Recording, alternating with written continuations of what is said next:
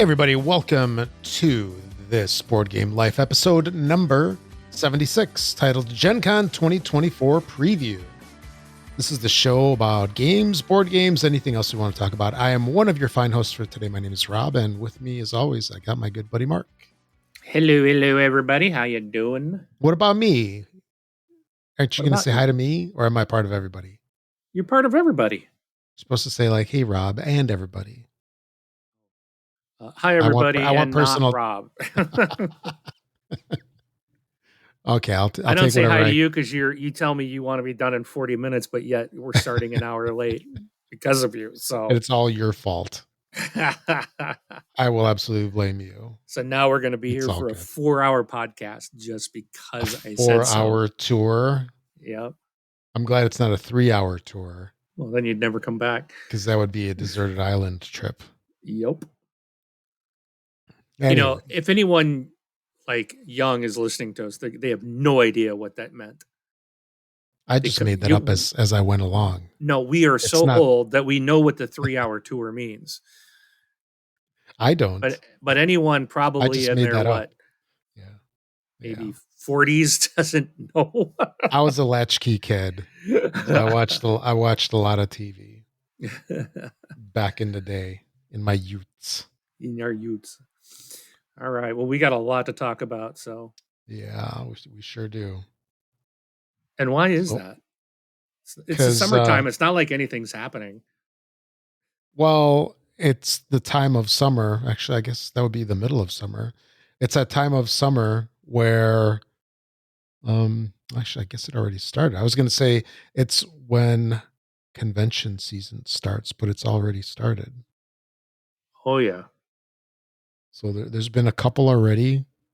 And then the big one here in the States is in what? 2 weeks from today. 2 weeks from today, we will be on the floor. Of the convention.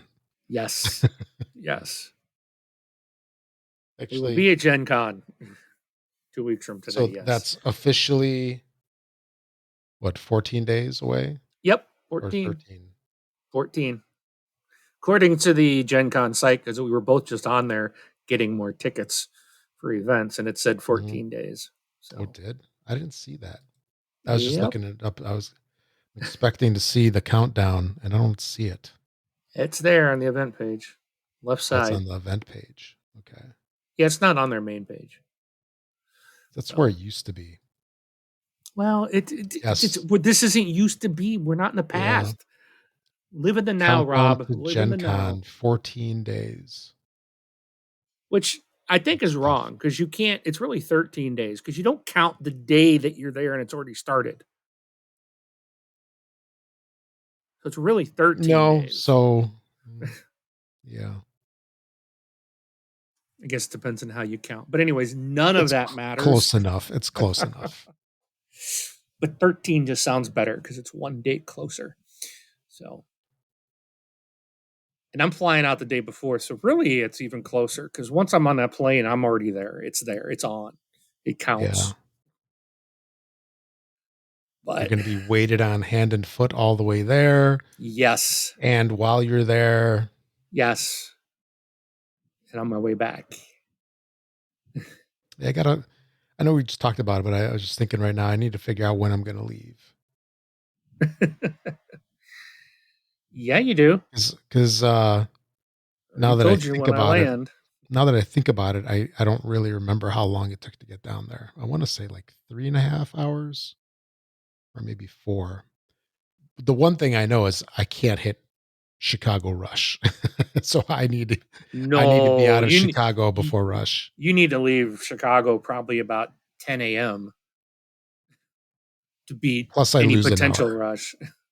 Yeah, you're going to lose an hour. That's right. Actually, I want to say that Chicago is finally, it's got the designation of where rush hour never ends. Yeah. Where it's like 24-hour rush because heck, you know, when you visited back in February and we drove to that one restaurant downtown. Oh, I mean, that was terrible. That was like on a weekend. It was what? It was a Saturday or Saturday Sunday. afternoon. Yeah, and it's just, I think it was actually worse than a weekday rush. Yeah, because it was like, what is happening? Like, what's going on? It was just Nothing. stopped traffic for hours. It took us a Mhm. couple hours to get down there, and Yeah, it it wasn't was that over an far hour. away. Nope. Yeah, it was like a 30-mile trip, and it took probably an hour, hour and a half. It was at least an But hour and a half. yeah, but it was worth it. It It was worth it, but was delicious. yeah, it's just, and it's funny because the other Yeah. day, last weekend, and this has nothing to do with our board gaming, but last weekend I went. My family went up north to a racetrack to watch some sprint car races, and it was a long drive. It was like a 2.5 hour drive there, and on the way back, we're driving back, and it's like midnight, going through Seattle, and it's just wall to wall traffic, and I'm just like, where in the heck is everyone going? Like, why is there so much traffic on a Saturday night?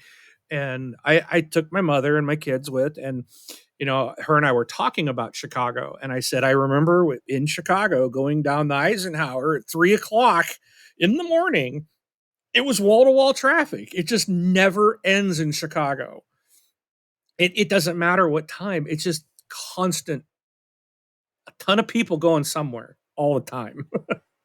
Yep. So So you probably want to leave actually on Tuesday I should so leave that you hopefully today. can get there by Wednesday. Exactly. I need to be out the door today. In fact, I'm going to be mobile while we finish the rest of the show.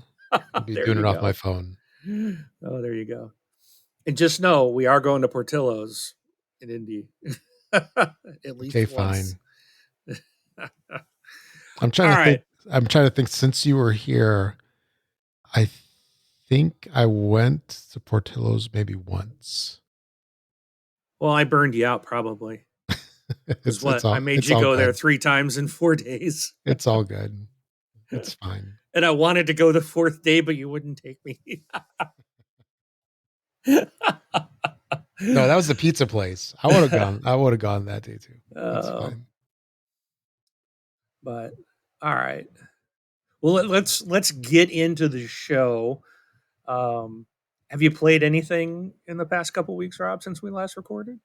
I just been playing that horrible game of Yeah, work, and all sorts of stuff with no time. So it's all the you. game of It's all life. you this So, are you time. married, and how many kids do you have? How many little pink pegs and blue pegs do you have in your car? Yeah.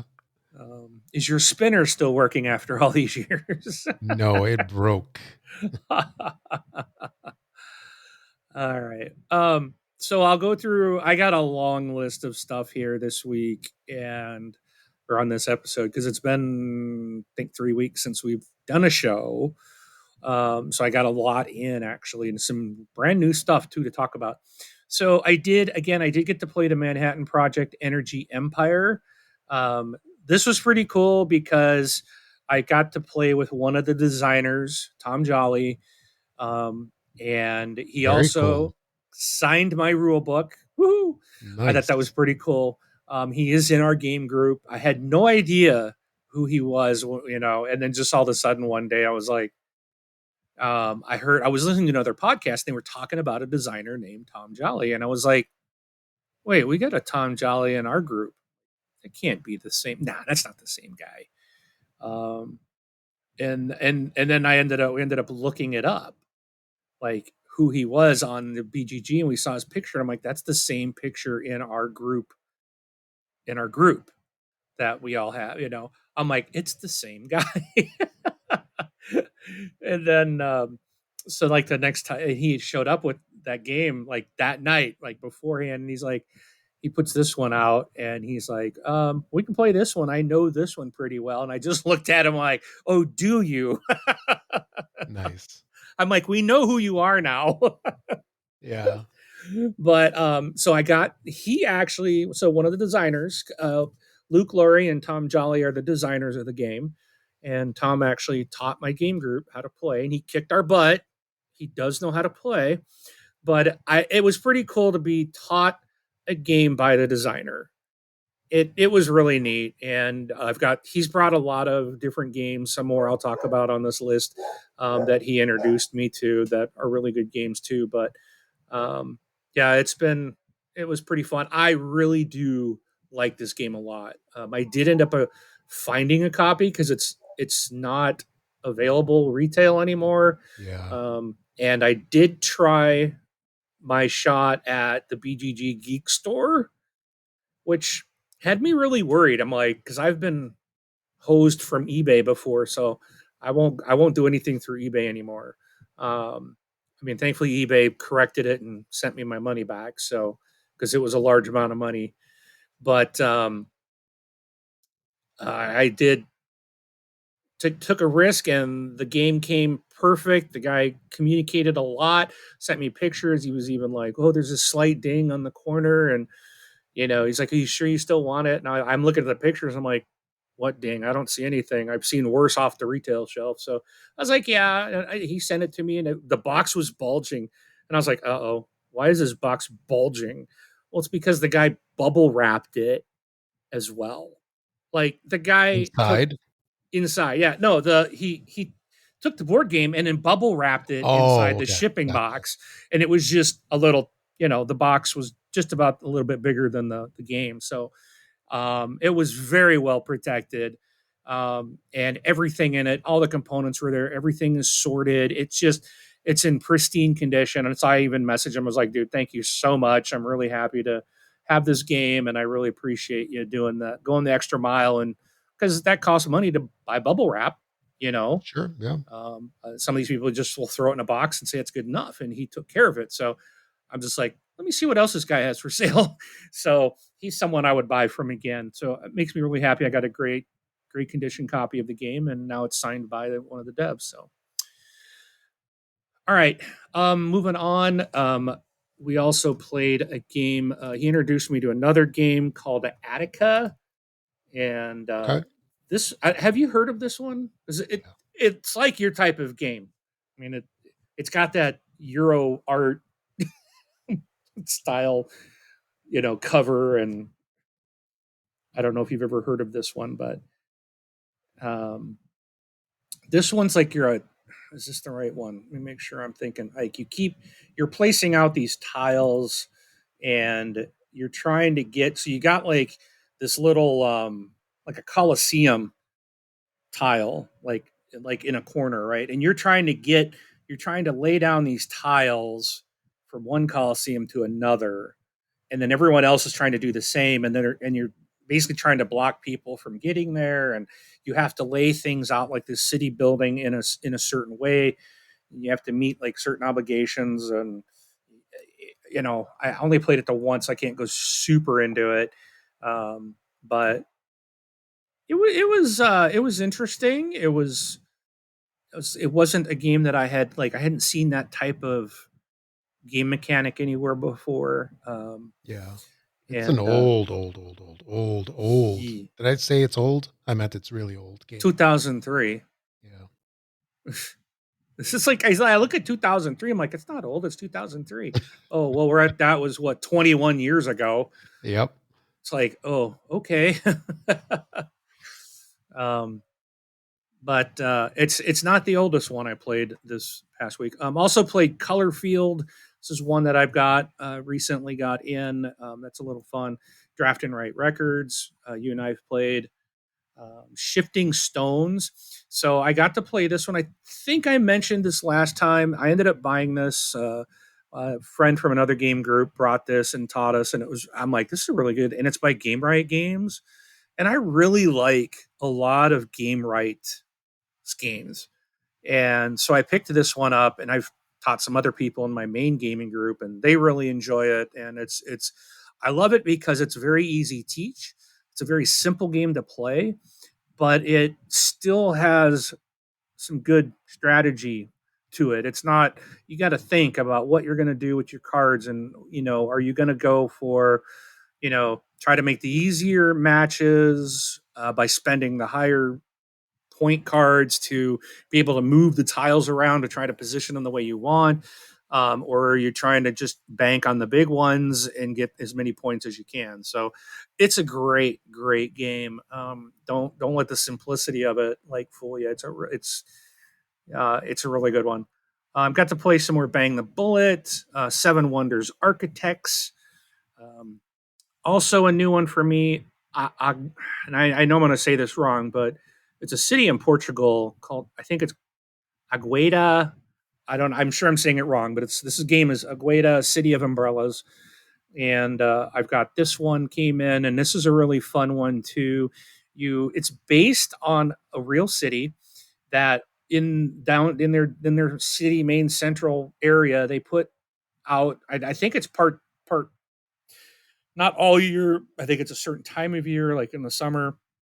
They put these like colored umbrellas across the streets, so you can like, and it's all like walking area and shops and stuff. And if go and look at a YouTube video, the city is spelled Agueda, and it's in Portugal. Take a look at it. It's really, there's a lot of people, a lot of videos out there, people just walking through the city, and that's what this board game is based off of. That, and you're moving umbrellas to, and you're trying to there's this artwork that you're trying to reveal, and you're doing different colored umbrellas, and you got to place them on your board in certain areas to reveal the artwork to get, and you get more workers if when you open up part of the the mural or the art that you're trying to reveal. You get more workers so that you can get more points, and it's just a fun game. Again, it's not a hard one. There is some, you can try to get some things going to, not so much an engine builder, but it is a worker placement, and you can get some bonuses in the end depending on how you've placed your umbrellas on your board.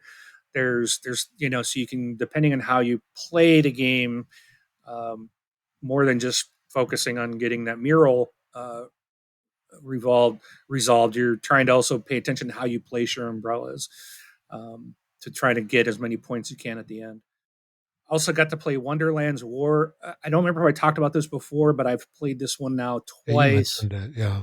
Yeah, and it's a lot of fun. The second time we played was better, um, because the first time we only have three people, and there's like, I want to say there's like five areas of the board. So we were like, oh, I'm going to claim this area, and someone else goes, I'm claiming this area, and the third goes, I'm claiming this area. Well, if you do that, you're not battling, right? So the second time, it's like we were all just like, okay, we really want to do the battling. So at points, we had all three of us were in the same zone, which we're all duking it out. And there was a time of like, I know I'm not going to win this battle, but I want to see what happens with three of us all fighting at the same time. And it was a lot more fun. The game is really good. I really do like Wonderland's War. And this is something if I can ever find like the deluxe version of this game, I'm gonna probably jump on it. But I really do enjoy it, but it's a big boy. It takes some table space. There's a lot of stuff to it. Takes some time to set up, takes some time to clean up. I think that's probably the downfall of it. But the game actually plays pretty quick, compared to how long it takes to set up and tear down.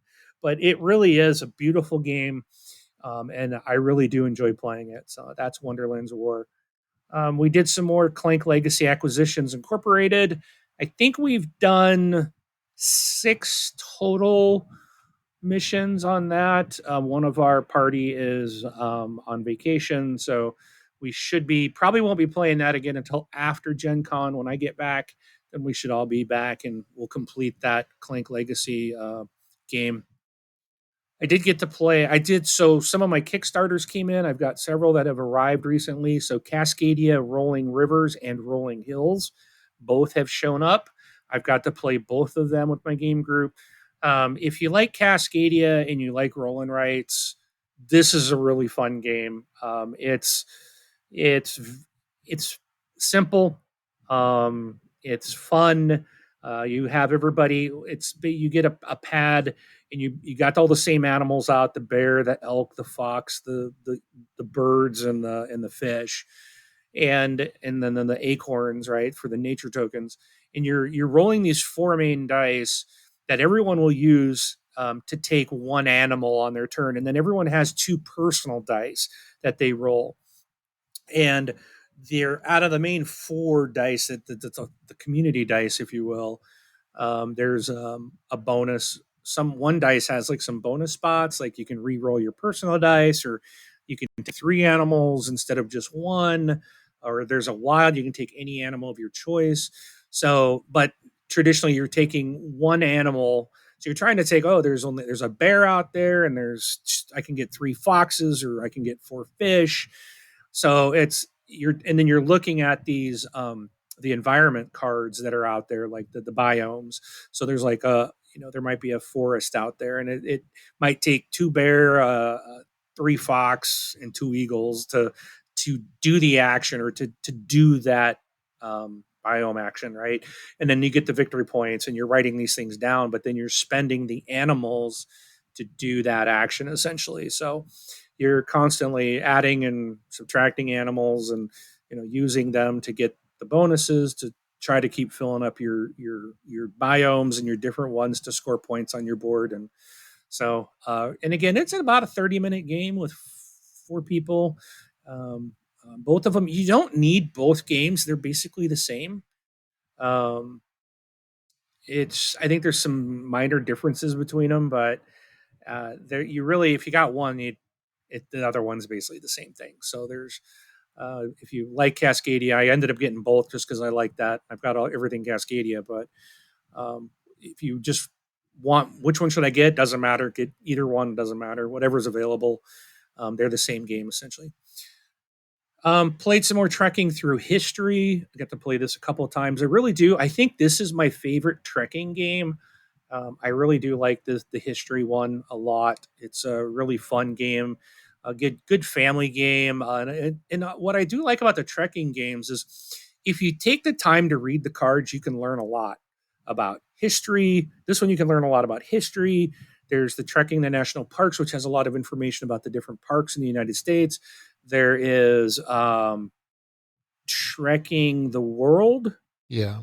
which has again a lot of information on some of the cards that you can kind of learn about things. But I really like Trekking through history.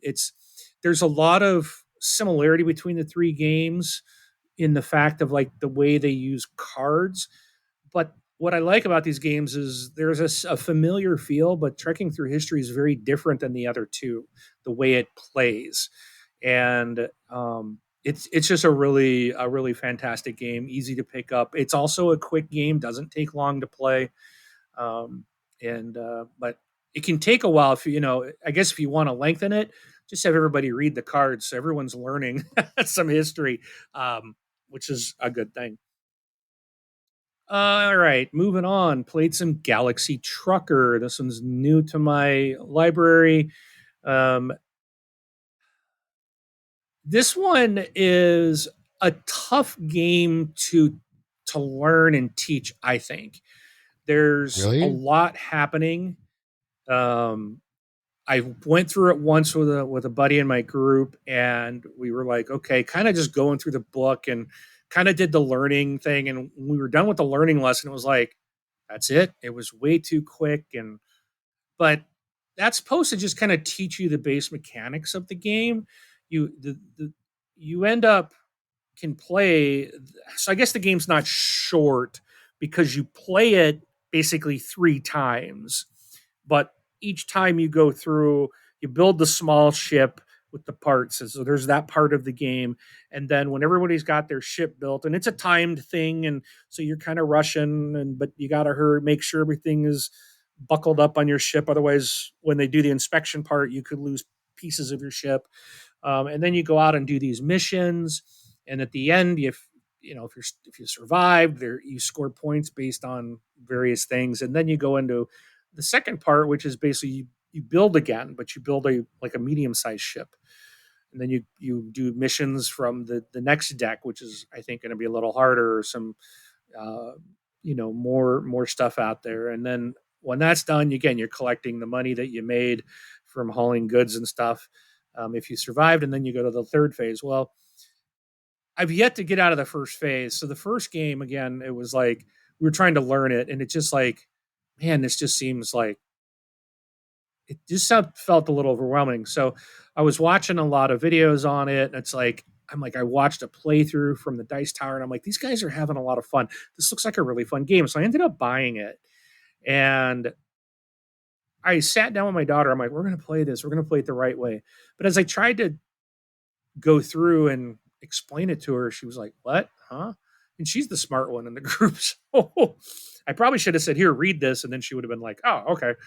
Um, but so again, I ended up going through like the learning mission with her, and she just wasn't too thrilled. And so it's one that I want to play for real. I really want to play all three missions. Rob, maybe bring it to bring it with you.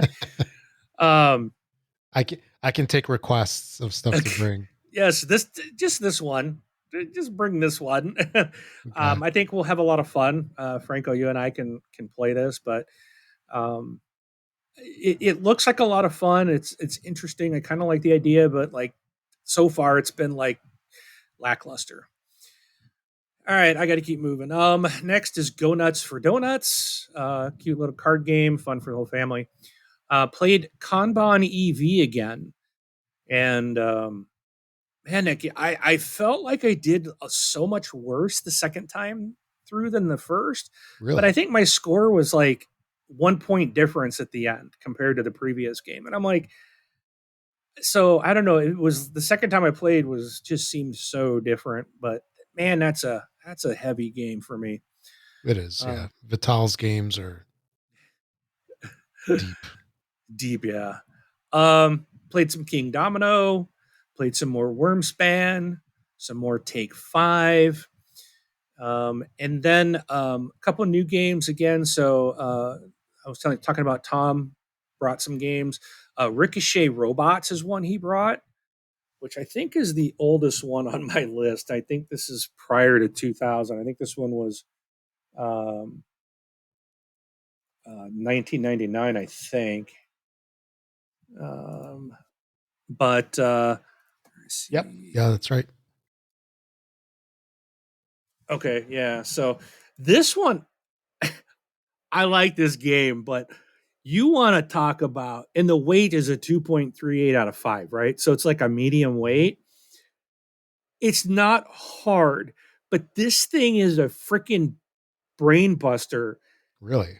Yes. So there'll be like you put this like symbol, this little cardboard shit out in the middle of the board. And it's a random, you just pull it up, and so there'll be a symbol and a color. And it's like you need to get the I think yeah, that colored robot that's sitting out on the board onto that spot. But you can't your robots can't just stop anywhere. They have to move until they hit a wall, and then they can go left or right, you know. So you're having to basically ricochet off of a wall. Yep. And all these things are so like you're having to sit there without, and everyone, so it'll come up and it's a race between everyone. So if you got 4 players, someone puts that thing up. Now everyone's looking at, oh, I got to get the yellow robot over on this icon. And you're sitting there looking, and you can use the other robots. You can move them around to put them like as blockers, or to change the path of something, or use them so that you can make this yellow robot get there. And you have to do it in as few moves as possible. So what happens is everyone's looking, and soon as someone says, like, say 9 moves, they flip a timer. Okay. And everyone else has until that time expires to try to get that robot to that spot in less than that many moves. Okay. If no one can, then when the timer goes, that person shows how they did the move in 9 moves to get to that spot. and then they get that piece, that little chit in front of them, and basically that's a victory point. So whoever ends up with the most of these at the end of the game wins. But then it's like, well, someone could yell now while the timer's going. Someone could say, "Oh, 8 moves." Okay, so now the guy that said 9 has to be like, "Oh crap, can I do it in 8, or can I get there in less?" And even if he says 8, it doesn't matter because the person that first said 8 controls that. So no one else can go, "Oh, I can get 8," because it doesn't benefit you. You now have to beat 8 to get that victory point. And it's just like, wow, like my brain. So it's like you're sitting, okay, if I move the green robot here, and then okay, then I can move the blue robot, and then okay, this I'm moving the red one around, and then oh, that gets me this path. But it's like, okay, how many moves was that? It's like every move is counted. And trying to track that in your head, because you're not moving anything, you're just looking at it. And you're kind of trying to, I was sitting there like, and of course you can't see this. How does that go again? I'm drawing out, like, I'm sitting there with my finger in front of me, like kind of drawing out a map myself.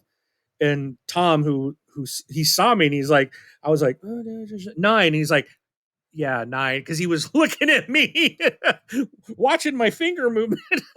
Yeah. Nice. So you think you can do it in 9, huh? Oh. He's like, I did it in 3. He was so fast with this game, but he's been playing this for a long time. Yeah. This is my first introduction, but I'm like, it's really a cool game, but man, does it, and it's not hard. It's not a hard game, but it's trying to figure out how to get into that spot in as few moves when you can't move and just stop your robot anywhere. Once you move a robot, it has to go until it hits a wall. It can stop like at the wall, or I think another robot or some kind of obstacle. Basically, it has to. Yeah, either a wall or a robot is where it can stop. But you can't like, well, I need it here so that I can. It doesn't matter. It's in the middle. You can't just stop it in the middle, and that's what makes this so complicated. So, but really, really fun. All right. And then the next one that he taught, which I really liked, I was going to say that game sort of it's very spatial, and it sort of reminds me of those games that they have on mobile now. It's like the parking games. There's various other ones where it's like, you need to figure out how to move the cars out of the parking lot, because they're all blocking each other, and you have to like do it in the proper way. So anyway, next one. Next one that Tom taught me was one that I'm sure you like. This is definitely a Rob game. It's called Istanbul. Oh, yes, it is. Dude, Istanbul was like game of the year a couple years ago, I think. This thing is awesome. Yeah. It's awesome. I was so close to winning, but I had to take 2 turns where basically I did nothing because I had to get back to the marketplace to recall my people so that I could do the final purchase of my gem, the last gem. And so I did that, got the last gem, but then there were still 2 people to go after me, and the guy right after me got his last gem as well. And he had like $4 to my $2. And so we had a tie, and then it goes down to how much money you have, and he beat me on money. And I'm like, if I didn't have that 2 rounds where I had to move back to the marketplace or the fountain or whatever it's called to recall all your workers, if I could have, then I could have gotten that gem just 1 round quicker. 1 round, I would have won. Oh, wow. But it's a very interesting game, like how people were doing so many different strategies. Like there's so many different options that you can do. And I really liked that because I'm seeing all these people do these things. And I was like, I'm going to do this and I'm going to do that. And I did have the guy that beat me, him and I, he was behind me. So everything I did, he's like, I'm like, what? He's like, that's what I was going to do. And then the next turn, he was like, oh, come on, Mark. And then finally he quit. He's like, this is ridiculous. Cause he's like, we're on the same wavelength today. Yeah. And, but he ended up beating me. So really liked this game a lot. Mm-hmm. This was really good. This is one I'd like to get a copy of as well. I'm sure it'll be. I'll have to look in the geek store and see if I can find anyone selling a copy. But Dude, this really, is really totally fun. available. You don't need to go in a geek store for it. Oh, is it? It's yeah, it's the Spiel des Jahres winner, the Kenner Spiel for 2014. So 10 years ago. It Okay. is absolutely in print. And there's Okay. what, like a dice game, uh card. There's like a couple of versions of it. Well, if you say so. Mhm. I could have I sworn we played this one. I guess not. We did not. Actually, I just played the Roll and Write. I talked about it a couple of episodes ago. Oh, there's a choose and write, the Yeah, dice Choose and game. Write. That's right. Yeah. Yeah, I'm looking for this game at my normal place that I like to go, and it's out of stock, which is a bummer. Order it on Amazon. You can get it tomorrow. Even the big box. There's the Istanbul big box. I don't know what's in that, but Probably all expansions or something. um, it's all in one. It includes the base game as well as both expansions, Mocha and Bakshish, and letters and seals. Option gives a play on a 5x5 tile bazaar. So it makes the bazaar bigger. Because it's 4x4 as it was. It also includes Caravan Leader mini expansion. So the big box. Okay, I'll have to take a look. But that was a fantastic fun Yeah, game. it's a great game. All right, I got 3 more to go through. Nice. I played last night. I played Munchkin Batman, Mm. and this was my first time playing a Munchkin game, and this was a lot of fun. I I really enjoyed this, even though it took me a while to figure out how to play. Um, it was really fun. So I told my buddy who's got this, I was like, we got to play this again. Um, really fun game. And from what I understand, I've seen a lot of Munchkin, and I think I had a Munchkin at one point, but I never pulled it out of the shrink. And it was one of those that I purged because I was just like, I've never played this. Let's just get rid of it. Now it's like, ooh, I probably should have kept it. This is a great game. So my understanding is like all these Munchkin games are essentially the same game. Yeah. Um, and the Batman one was really a lot of fun, so I enjoyed that. So I might have to check out some more other Munchkin type games. Um, Also, I And got a and sometimes you got to be careful what you say about Munchkin, because sometimes saying you like Munchkin is like saying you like Monopoly. really. In yeah, in the board game circles. At least Oh, they used to be back in the day. the people I was with yesterday were all Yeah. very pro Munchkin. So, Yeah. but No, there's something to that game if it's been around that long, because yeah, it's an ancient game and so many versions. What, Steve Jackson, I think, yep. is who makes it. Yeah. Yeah, that's their bread and butter for sure. Yeah, I might have to take a peek. Maybe I'll see something in 2 weeks. Maybe I'll have a Munchkin at GenCon, and maybe I'll pick one up. Um, I got a Kickstarter in yesterday. Colossal Cat in the Box, and so I took it to game group, and we played it. And this is a trick taking game, which I'm normally not a. I'm not a fan of trick taking games, but this one's really like. I think this thing's really cool. um, the Colossal Cat in the Box. This is Cat in the Box, which is like a very Yeah. small box game. This one is basically the same thing, but it includes a couple expansions, but just on a large size. Like it's very big. It's a pretty big box that this is in, and it comes instead of having a card as your first player, it comes with this giant. It's not it's like a hard plastic cat that you move around the table. This big cat sits in front of whoever the first player is. Um, and you have your big boards, and the cards are the same size, but like everything else is larger. Even the little pieces that you use, the components you use to mark the color that you've selected for your card on the board, all that's just like huge compared to the original game. But I really like Colossal Cat in the Box. This game was really fun. I'm looking forward to playing it again. There's only been one other trick taker that I've kind of enjoyed, and that was what's the name of that thing? It's like a pirate one. Skull King, I think is the name of it.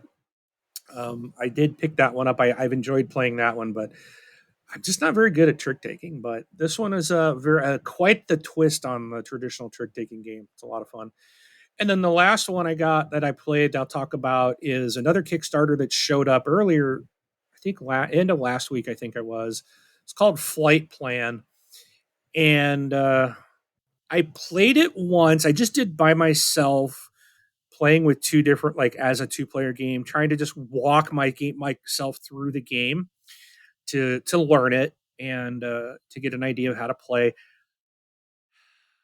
I did take it last night. We just didn't have a chance to play it. I'm gonna teach it to the group and play it at least once, but I don't think this is gonna be a hit. I kind of don't like it myself. You're basically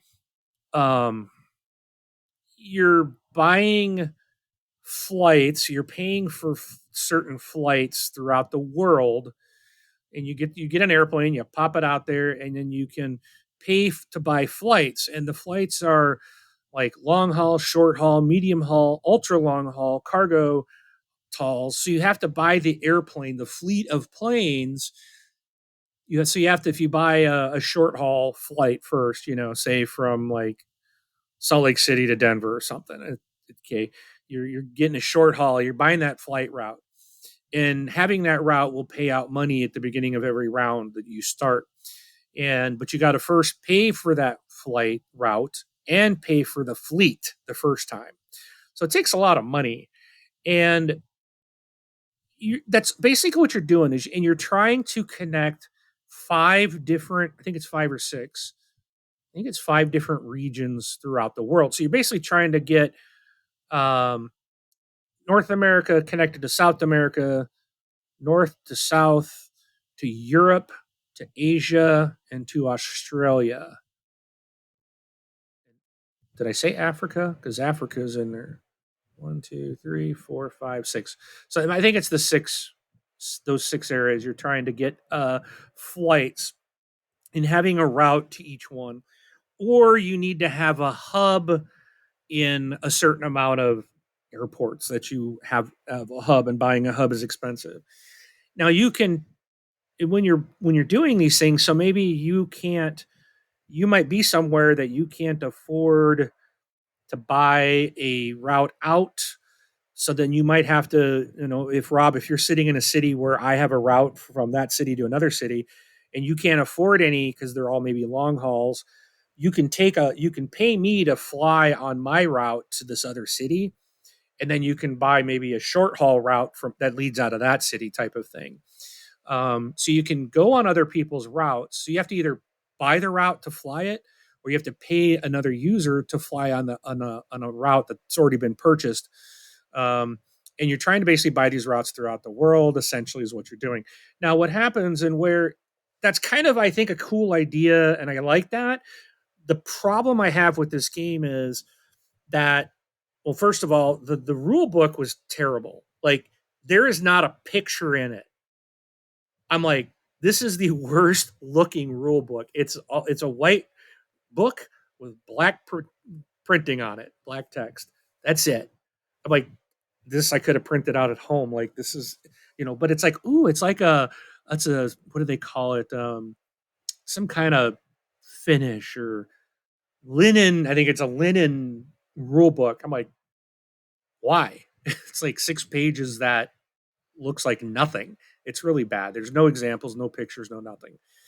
Um, the box itself, like, there's not even a picture of the board on the back. You flip it over and you're like, well, what is this? It doesn't. There's no pictures of anything other than a couple of the cards. So, and then and so that kind of right off the bat, I was like, what is this? And then there's like these other 2 books that they're like route books and show you costs and all these things. And there's 2 of them, but it's like, what's the purpose of this book? Like, I didn't have to use it in the game. And maybe it just allows you to look things up so that you're not having to dig through the big, huge stack of cards. And maybe that's what it's for. But it just kind of like at the beginning, the presentation wasn't very good. And, but when when it's the start of your turn, you have to draw it's like an event card. You draw a card for the day. And all of these cards so far are either something good or something bad. And the something bad relates to you lose a ton of money, or the good thing is you gain a lot of money. So, like, my second player drew several cards in a row that were like, oh, you got taxed, or you had some airline related thing, but you got in trouble for it, so you had to pay a fine of 50 million dollars. Well, you only made 60 million at the start of your round, so you lost 50. So you have 10 million, which doesn't allow you to do anything.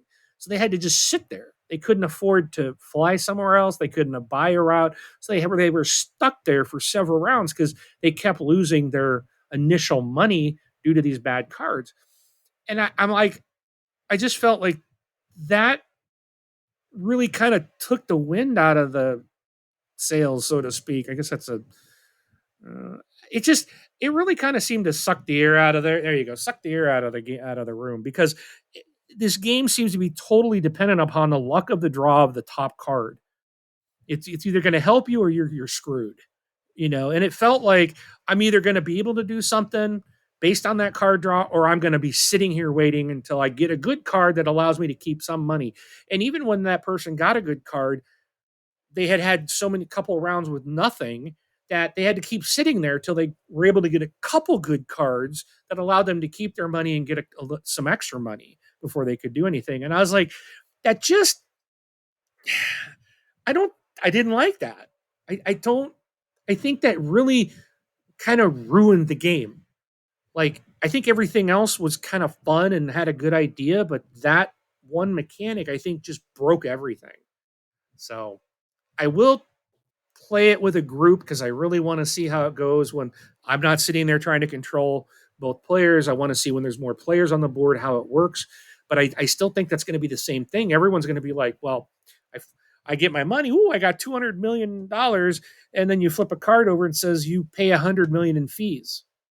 That's like, right away you're like, well, I can't do anything because I don't have enough money to buy fleets, and so. Right. Anyways, I will get this to the group at least once, but I have a feeling it will never be played again after that. So kind of sad. It was a game I was looking forward to on a Kickstarter, and it just was kind of a huge letdown to start. But all right, that's it. It's a nice list. How can people contact us, Rob? That's a very good question. Why don't I answer it? Please do. Yeah. You can always reach out to us at contact@thisboardgamelife.com and just send us questions, comments. We'd love to hear from you. And also, you can go to our website and there's a voicemail button on the right-hand side. Click on that and you can record up to a 90-second voicemail message that we will get and we'll play it on the show. And of course, there's BGG Guild and all that good stuff. How's that? Cool. Sounds Excellent, good. excellent. So how about we get on with the show? Let's do it.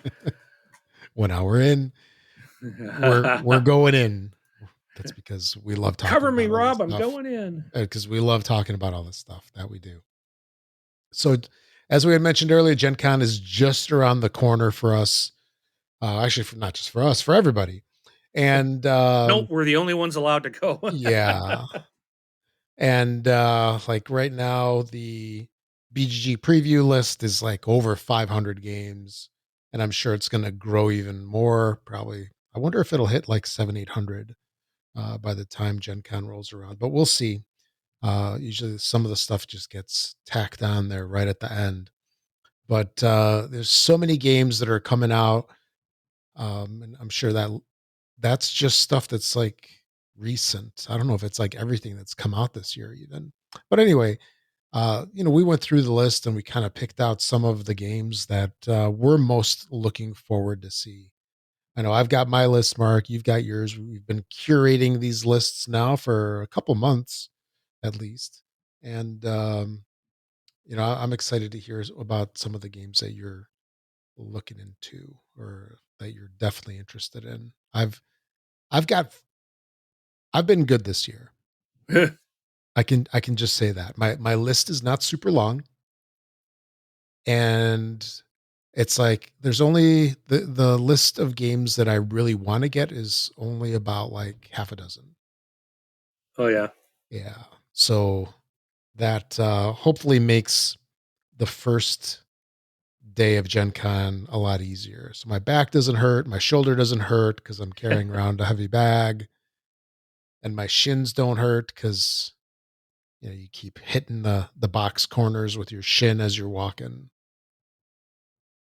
Or, could I enlist your help as like a pack mule?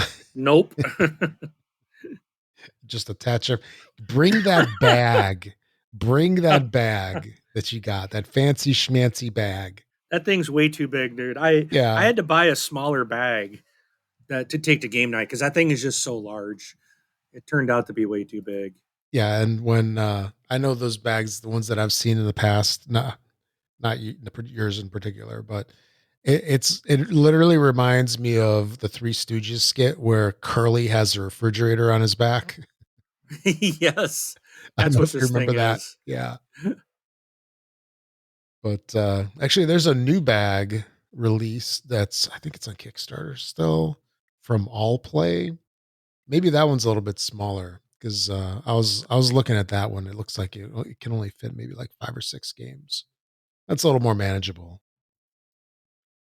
But Yeah, the one that I now use is more of like probably five normal size games can fit in it, okay, maybe it's the and I same. I might bring that just to make life a little easier. But it's still big box. I mean, or it's still a big bag, but it's not Yeah. as bad as the other one. And I know I've seen people at Gen Con like every year carrying those things. They're just taking out people left and right. Like every Exactly, time and they turn around, they're freaking and banging people in the head. And yeah, and I don't want to be that guy. yeah, exactly. Even with the smaller bag, I think I might might still happen. Hmm. So, But anyway, yeah, let's go through our lists. You want to start off with actually here, let me, because I think I've got one more than you. So let me double it up so then we can get down to our top. oh, trust me, I could add more. Yeah. So here I'll go through these first two, then like And these are keep not in them. any type of order, right? These are just I just threw mine out as here's some that are kind of the most interesting that I want to check out. Yeah, I've got And mine basically divvied up with the ones that are my must-haves. Those are going to be my like, 1, 2, 3, 4, etc. oh, The okay, rest are all in no particular order okay. because I've only got like 4 or 5 must-haves. The rest are all like interested, I think, in the list. But anyway, um, the first one, this is ones that I'm definitely interested in. Well, we'll see if I get it. Well, that's Patrician Towers of Influence. Now, this is a Michael Schacht game from back in the day. Man, this game came out like 20 years ago, something like that, or maybe like 15 years ago. And it's old school Euro. You're basically building towers, and I think it was Italy or something like that. And it was a game that I never picked up. I was always kind of interested in it because the thing about a lot of Michael Schacht games is that for some reason the majority of his games are 3 players and higher. And are you familiar with Michael Schacht? Yeah, I know No. it's Coloretto. He made Oh, okay. Zularetto. Yeah, so he's made a ton of games, and this is again a lot of them are really geared towards higher player counts, and I really tend to get games that are like 2 and up because I do a lot of 2-player gaming. Apparently, I don't have a lot of friends, maybe. Maybe that's the reason. But anyway, so this is a like deluxeified new for 2024 version of Patrician. So looking forward to it. And then my next one is Misfit Heroes. Let me pull that one up real quick. This is a Phil Walker Harding game. That's all that it really took for me to be interested in this game. It's I thought it was going to be a demo only game or something like that, but it's listed as being over there. It's going to come out next year, and I'm excited to check it out because I love his games. So we'll see if it's at the AEG booth. It's a AEG game. Cool. Right? What you got? My first one is Clank Catacombs, Lairs, and Lost Chambers. So this is a expansion for Clank Cat. I was going to say DLC. I'm like, it's not DLC. It's not downloadable content to a board game. And it's an expansion for Clank Catacombs. And I really think outside of the Clank Legacy, I think that so far is the best Clank game ever. Catacombs is definitely the best non-legacy version, and I'm looking forward to seeing. This is a must-have. I will buy this. I've got everything Clank. I don't know when it comes out, but it is supposed to be shown there at GenCon, so maybe it'll be available.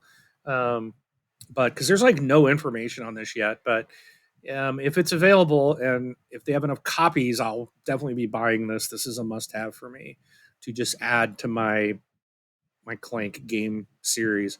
And this one's by Paul Denon, and it's by published by Direwolf. So, and I remember where they. I think I already know. I think their booth is in the same spot. Oh, I think that's the first place I'm gonna go. I'm gonna run over there. Let's. Rob changes my plans, like he's already trying to do. Hey, let's go to this event first thing on Thursday morning. I'm like, what? Terrible timing. I know. So, but I really love Clank and I love the Catacombs, and so I'm really just happy to see what new content that is going to come out to this. All right. So that's my must have. Yeah, my next one is Wrath of Fire Mountain. I think I saw this one on your list as well. Or it was. Yeah, it Yes. is. Yeah. Yep. And this is potentially a dynamic duo, Phil Walker Harding and Eric Lang, both in my mind big designer names in the board game space. It's a game right game, and just when I look at it, it comes in a 10. Oh, I hate 10 games. But no. yeah, Okay, maybe I'm taking this off my list. I know. It's yeah. And the worst thing is when you get that 10 and it's got a little ding in it. Oh, hate that. Anyway, it looks like it's going to be a really light game, but just you got like a little island with volcanoes and little cave dudes. It's got a Yahtzee Dude, the style dice volcano's cool. rolling, It's exploding. a exploding volcano. Yeah, did you see that? No, I didn't. It, yeah, you look through the picture, the images on the Oh, BGG. There's a little volcano there, and it's yeah, exploding. I'm like, that's so cool. I want that. the little mushroom cloud. Yep. Yeah. But yeah, it looks like a cool little light game. And looking forward to that one. Yeah, and I'll just tag on to this since it's also on my list. This I saw Eric Lang, Phil Walker Harding, sorry, Eric M. Lang and Phil Walker Harding and Game Right. It's just like this is I gotta have it, you know. So it's Yeah. definitely I really want to see this, but again, the whole freaking tin again drives me nuts. It's like I hate my freaking Forbidden Island games. It's like and then like one of them's in a box and three are in a tin. I'm like, are you kidding me? You know who botched that one up? But like, I want them if they ever re-release the Forbidden Island games and put them in boxes. I'd replace my three tins. Throw them. I don't like tins, and this I can't believe this is in a tin, Yeah. but Yeah. I do. I'm gonna go. So you and I'll be there together to check this out for sure, and see what we think. Okay, you want to take your next one? Oh, so the next one, there's only one reason this is on my list. So Star Wars Villainous, Revenge at Last. There's only one reason why this is on my list, and that's because it includes Darth Maul. I am a Okay. huge Darth Maul fan. I think that's it. I think this is Darth Maul only. It's one of those um, that is they had a couple others. Oh no, it says choose your villain. Let me look at the back of this. But oh yeah, so there's Captain Phasma and Darth Maul in this expansion to the Villainous series. I'm a huge Darth Maul fan, and I think the greatest sin they ever made was killing him off in the very first movie. It's like that was like the greatest villain of all time. He would have whooped Darth Vader's butt. I'm just saying. And I know everyone hates me, but I'm sorry. My kids just like, no way, no way. They're my oldest son's a huge Darth Vader fan, but Darth Maul is so awesome. So that's the only reason I want it. That's a must have. If it's available there, I'm grabbing it. Okay. Then my next one is Undergrove. This is a game from AEG, which I have a sweet spot for their games for some reason, mainly because their games are pretty decent. And this is a funky one. I'm not quite sure on what I'm going to think of this one. So it's kind of like I really want to check it out before I commit to anything. So it's a game by Elizabeth Hargrave and Mark Wooten, which is an AEG alum, if I remember. He's been around them forever. And the art is by Beth Sobel, which is she's pretty well known. But this is kind of a funky one where it's like you're like a big tree and you're dealing with like mushrooms that are growing in the ground.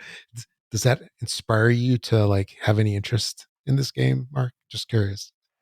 so Don't judge it based on the theme. so let me tell you, I Yeah. have 50 games on my list, Yeah. Uh-huh. and I'm only going through like 10, right? Yeah.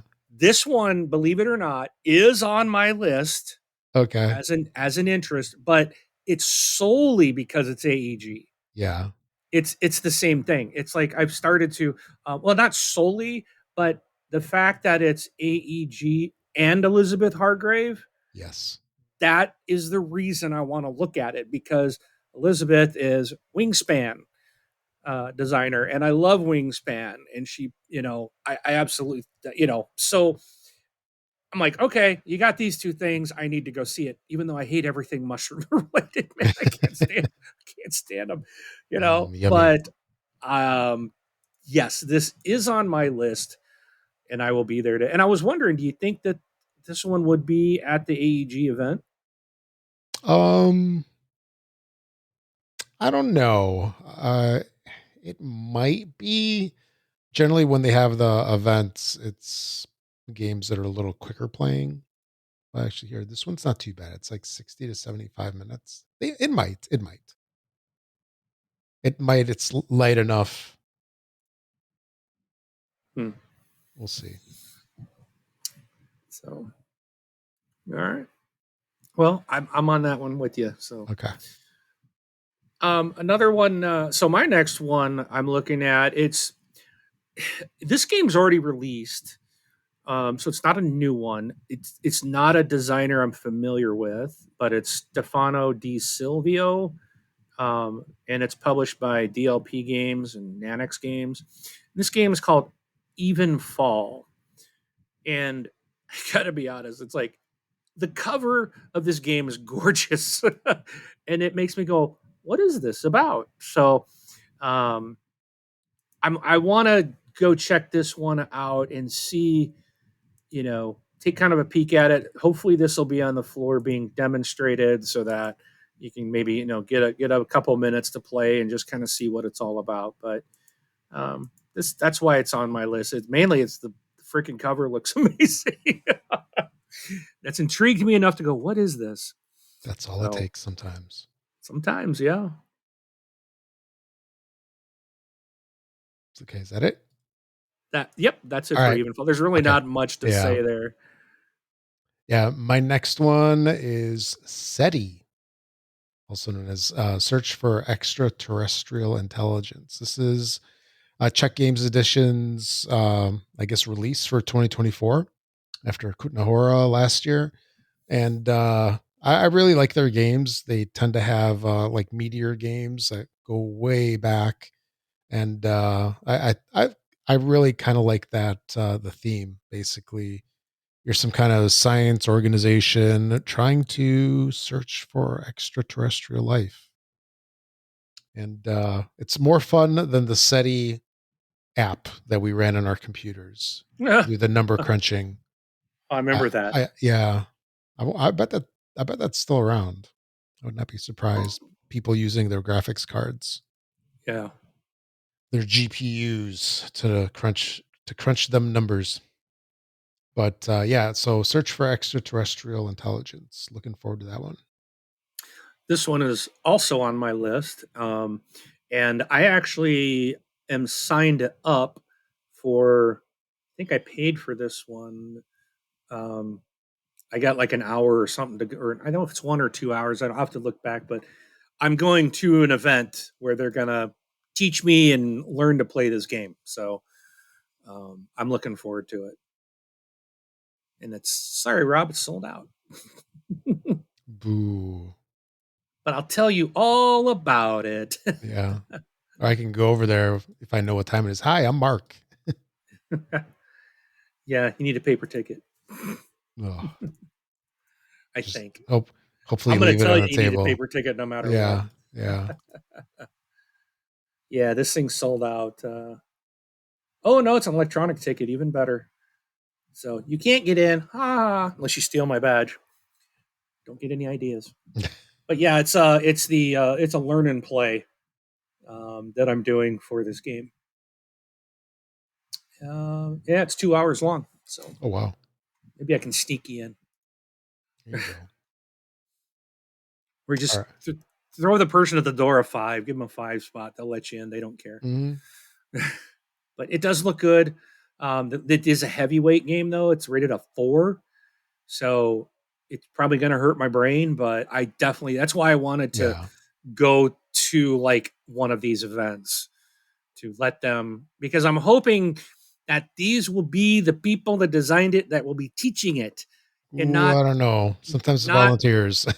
I if it's volunteers, I'm gonna be really ticked off, because my experience on the floor is those people don't know the game. They were handed like the rule book the day before and said, "Here, learn the game," and they didn't.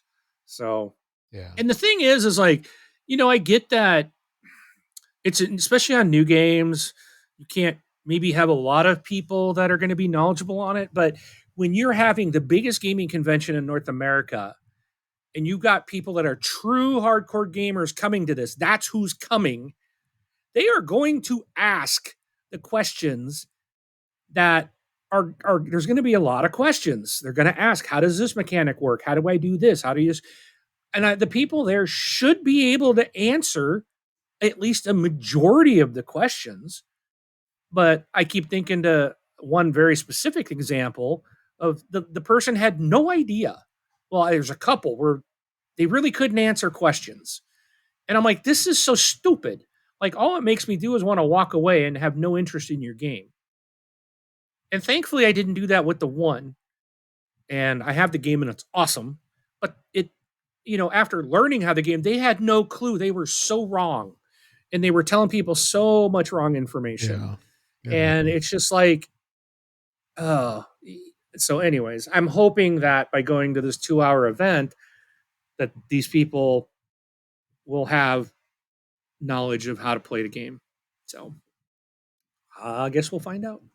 Yep. All right. My next one is Pirates of Maracaibo. This is a follow-up game set in the same universe as Maracaibo from like 5 years ago. And it's supposed to be um like a toned down version of Maracaibo, but it's a standalone game, not really like like an expansion or anything like that. So it's standalone in that universe. And what was it? It's like it's dice and resource, card driven dice and resource management. And I really love these like Caribbean sailing pirate games. And this definitely hits all those marks. Looking forward to that one. That's Pirates of Maracaibo. Next. Where am I on my list? Oh yeah, I got sidetracked with that. Galactic Cruise. I know this is one that I think it was kickstarted. I This is already rated and scored, so I guess this thing's already released. I didn't. No, no, it's not. The Then how is it? Kickstarter just closed, That's what I I don't know, thought, but like a month or two ago. it's already got a rating on BGG. Yeah. That's why I found weird. Um, but anyways, Galactic Cruise going to be a heavier game, but this is something that I'd like to kind of check out and just kind of see what it is, see what it was I missed. I remember it was one of those that I'm like I passed over, and but it's something I want to check out. So I hoping that they'll have this one there, and well, they should be. It's on the list, so I'm hoping that they have some sort of demo, and but I don't know. This might be one of those that you're going to have to do like the 2 hour thing. I don't think this is something they can really demo because there's a lot to it, a lot of Yeah. pieces. Anything would be like prototype or something like that. Yeah. So, but I interested in this one just to see what it's all about. There was a lot of I heard a lot about this during their Kickstarter, and but it just didn't seem interesting to me. But it's something like I would like to go see this um, and see what it's about. If it's anything I might be interested in the future. So, Galactic Cruise is on my list. Okay. My next one is a game that I first saw and I was like, yeah.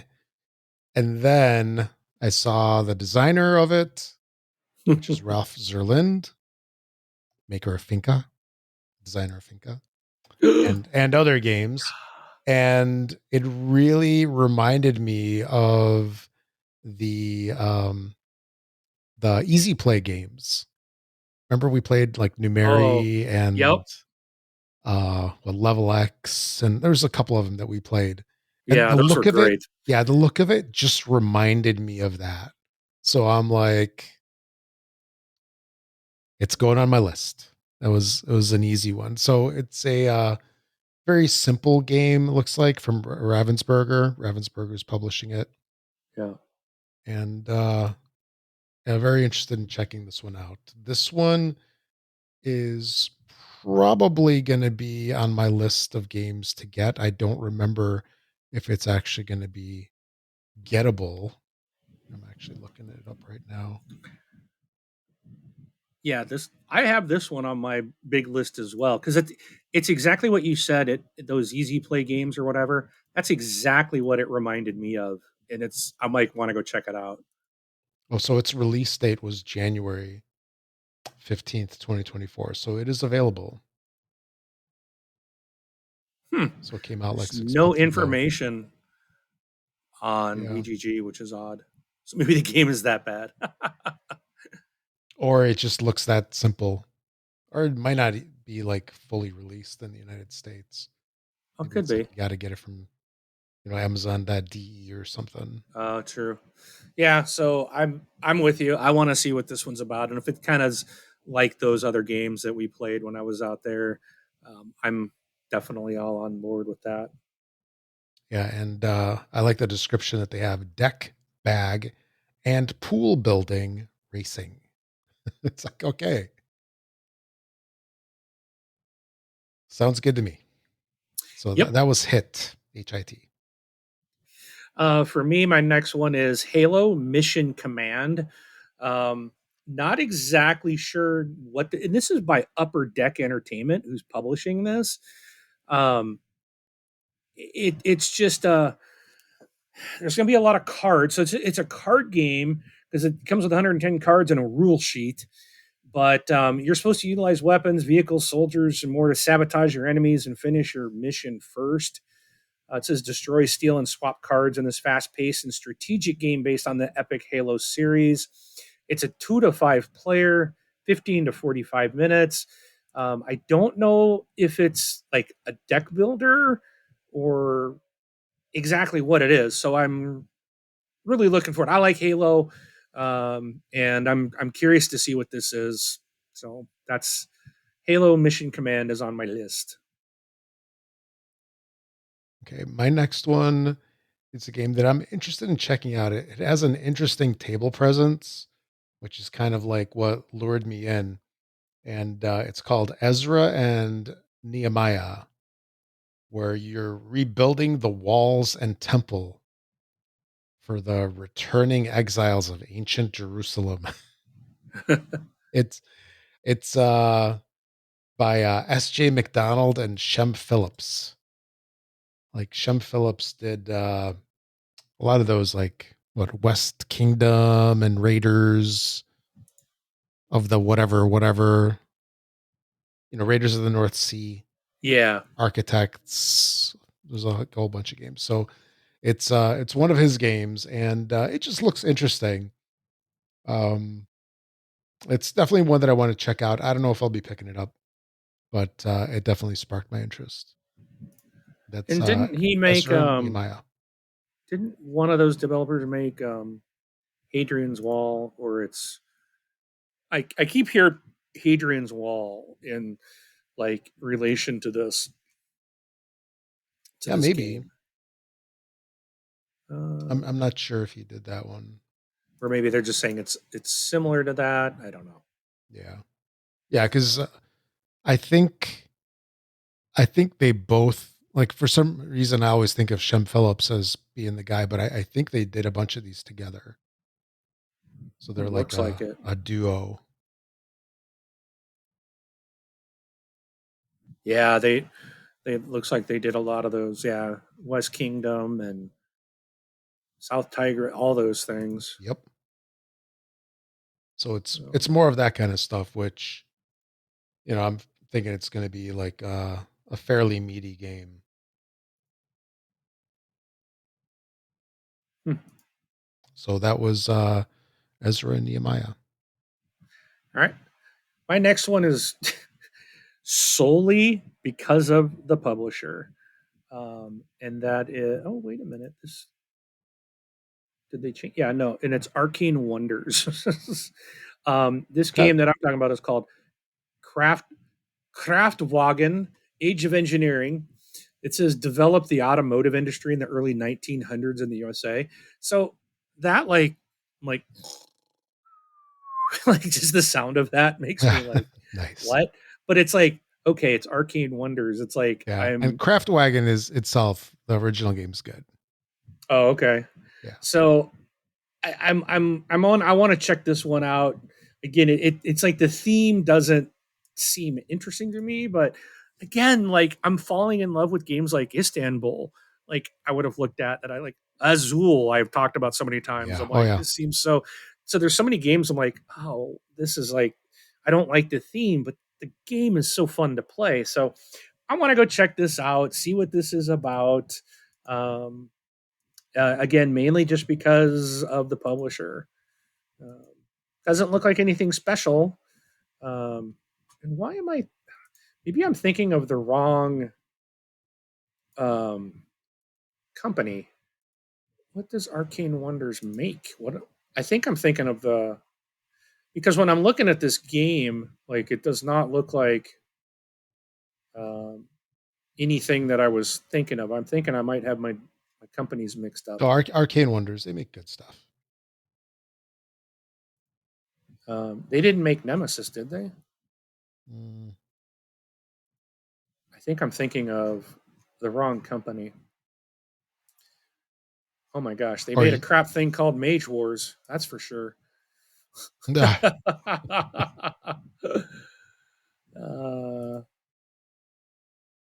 okay, so I think I'm are I'm you I'm thinking of I'm Awakened Realms? Awakened Realms. Thank you.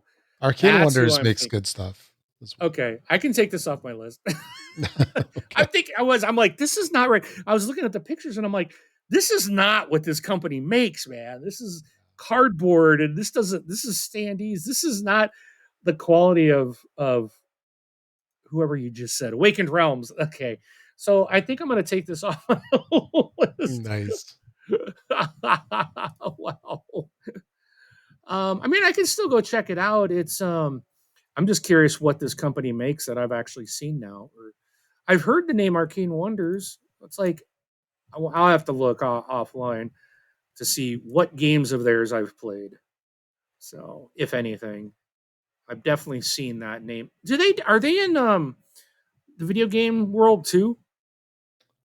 I don't think so.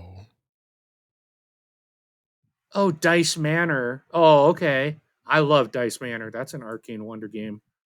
So I'll leave it on here. I'll step outside of my box and go check this game out. But I put it on thinking of the other publisher. So, but I'm going to keep this on here. So, yeah, it's something different, and I might as well check it out. Oh yeah, absolutely. All right. Yeah, my next one is Escape from New York. It's like, you remember that? Snake Plissken? Snake Plissken. Oh, this is also on my list. Okay. So we So, can double this one up. Yeah. It's so oh yeah. Escape from New York by Matago. And it's designed by Kevin Wilson, which he was a huge name in Fantasy Flight at their heyday. Like he did Arkham Horror, a whole ton of other games, Descent. So I'm definitely interested in checking this one out to see you know how this works, how we're going to rescue the president and get off of what, Manhattan, I think, or Manhattan Island. Uh yeah, I Yeah, I think think that's where it was. Yes, yeah, it definitely was. So definitely looking forward to this one. That's Escape from New York. dude, I'm calling dibs on Pliskin right now. Okay. Yes, this you watch that movie today and it's so corny and it's bad, but man, back in the day, man, that was such a great movie and it's a classic and it's just like, It was an yep, incredible action movie, it was. And I'm like, I so want to see what they did with this IP to turn it into a board game. So Mhm. I'm very interested to see that. So Yeah, and I would think Kevin would do a good job with it. So I'm really hopeful for this one. all right. My next one is Nexus Ops, which was released in 2005. But let's see, it was designed by Charlie Catino and Stephen Kimball. But it's Renegade Game Studios, Fantasy Flight, Avalon Hill. Those are the publishers. Um, and I think it's now with Renegade Studios, I believe, is who has this. But rates a 7.2 on BGG. And it's something that when I was looking at it, looks interesting. I just want to go check it out and see what this game is all about. It's just one of those. It's like there's like a lot of let's see, where did I get off to the wrong? There was like a bunch of I remember seeing a bunch of like neon color. It looked like they were playing under a black light or something. Everything was glowing these neon colors, and I was like, "What is this?" Um, so I'm just want to go check it out. Looks like a lot of miniatures and hex tile board that is built, and there's cards involved. So with some very interesting looking miniatures. I just want to go see what this is, and uh, and check it out. And that's Nexus Ops. So again, not everything is all about the new. Because to me, I've only been in this hobby for a year and a half. So even something from 2005 is new to me. Oh, heck yeah. So or like 1999. Yep, yep. So All right, my next one is, so this is going into my must-have list. So these next couple over here. So first one is Fate Flip Washed Ashore. This is a tiny little game. It looks like it's just a box of cards. And basically, you are washed ashore on a deserted island, and you're kind of going through the story and like that you read on the cards and trying to get off of it. So it's like a story driven game, which is really interesting to me. So it kind of reminded me of those choose your own adventure books, kind of, because they supposedly have like about a dozen different endings to this game, depending on how you play it. Although it is one of those where, potentially once you play it, maybe you're done with it. I don't really know, but definitely interested enough to check it out. It's supposed to be like only $15. So definitely worth it for me. So that is Fate Flip Washed Ashore. Cool. My next one is I this one I just want to go see. It's a Kickstarter that I backed. It's a Reiner Knizia game. And it's Rebirth. And so this is going to be there, and I'm just going to go check it out, see if I can get a heads up on how to play, see if they're doing any kind of demos, just check out what the game looks like.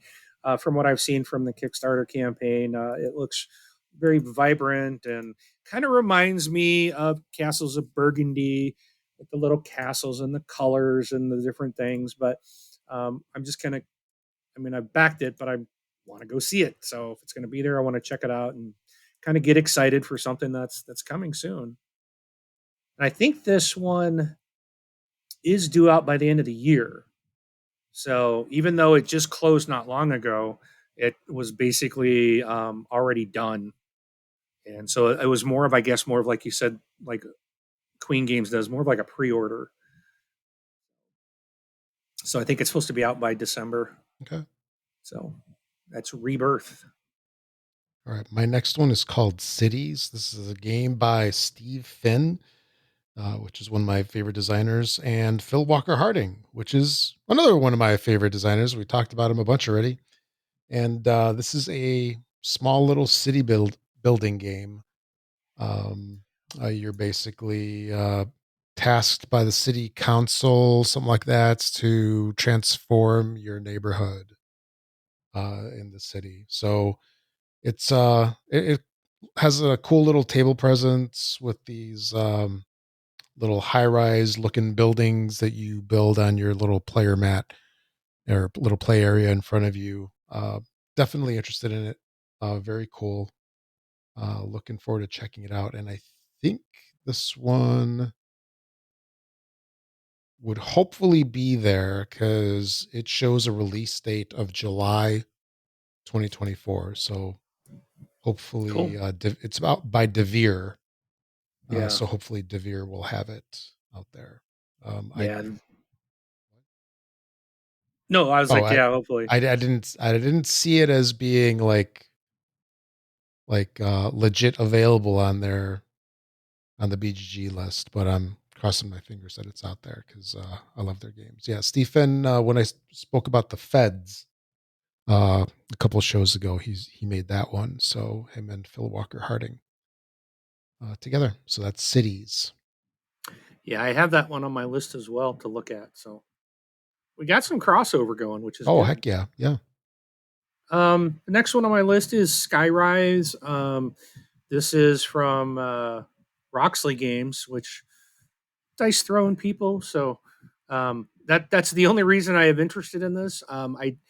It's one though that I don't know if I'll like because I believe it's like an auction style game. Um, but it looks interesting, so I want to hit the Roxley booth and see if I can get an idea and talk to them, or get if they have a booth demo on Skyrise, how it plays. I'm very interested in this, but I think one of the things I think it's bad about Kickstarter is like I could buy this game right now, but it's not. I've been spoiled. It's like I would not like it if unless I had the deluxe version of this game. Oh yeah.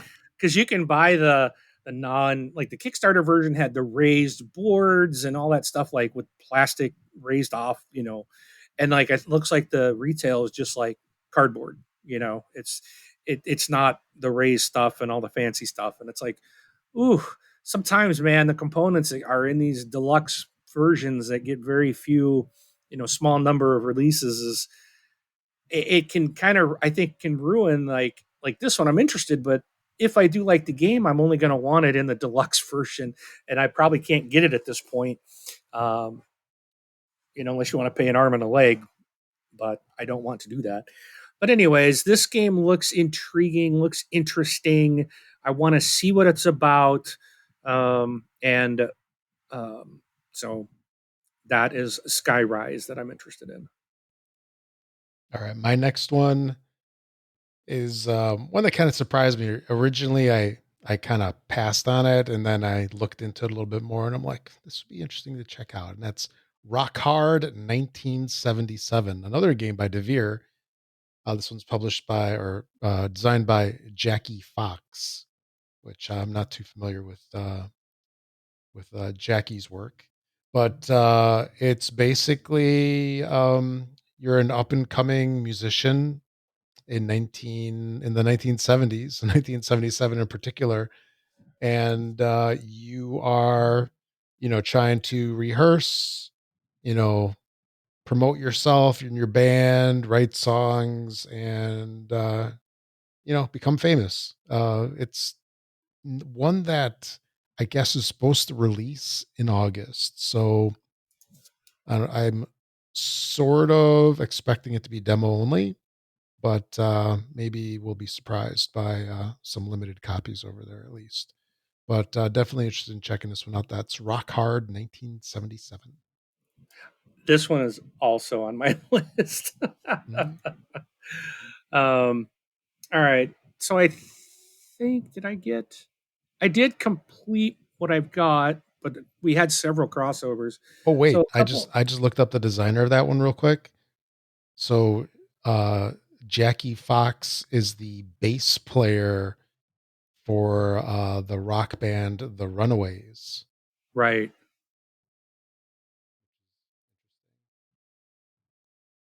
Yeah, I definitely want to go check this one out too. This is looks interesting. Could be cool. Oh, and she's also a four-time Jeopardy champion. Yeah. And she was on the OC, 90210, Highlander, The Boys. Wow. Interesting. Very cool. All right. So I got a couple others I'm going to throw on here. Finca, it's not a new game. You introduced this to me in February when it came out, and it's out of print, but it looks like they are reprinting this, and it's Nice. supposed to be at GenCon, and so I'm hoping to pick up a copy of Finca. This is by Pandasaurus is re-releasing this, so they got a brand new cover. I don't know if the game inside. I would imagine the reprint has probably been changed a little bit. I'd imagine the inside might look a little different and not just the box, but um, we'll find out. I definitely want to pick up a copy of this. I do enjoy Finca, so and then one that's not listed yet that to be there. But if it's there, this is another one of those. I didn't kickstart it, so it's going to kick me in the butt because I'm going to want the max deluxe super duper polished version. But Fractured Sky is another game that I've had a lot of interest in, but there's Hmm. just something every time I see it. It's also, I think they've got a auctioning type of or a bidding type of mechanic, and I'm not really a fan of that. And so it's one of those I didn't back, but I want to. It's one that I'm like, it's still in my mind. I want to see this game and exactly what it is. So I'm hoping Fractured Sky shows up. This is IV Studios. I do believe IV Studios is there. I'm pretty sure I've seen some of their games listed, so I'm hoping that they will have this as well. And if so, I can take a look at it. That's Fractured Sky. Okay. And then the last one in my must haves list is called Comic Hunters.